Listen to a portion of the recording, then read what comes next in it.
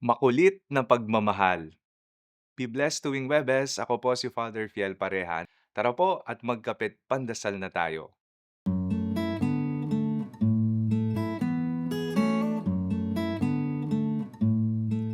May mga taong naiinis sa mga makulit.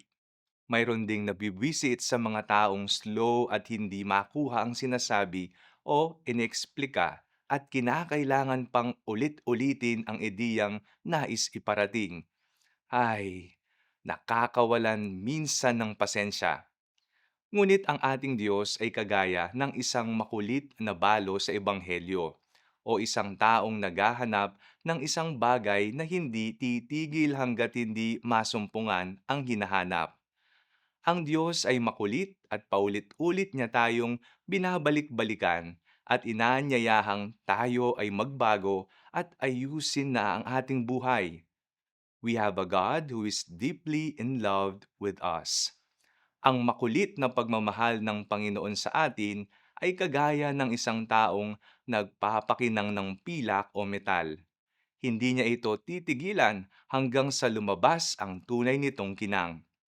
Gayon din naman, hindi tayo iiwan ng Panginoon hanggang sa lumabas ang tunay nating pagkatao, hanggat di lumalabas ang ating wangis sa Kanya. Ang makulit na pagmamahal ng Panginoon sa atin ay walang hanggan.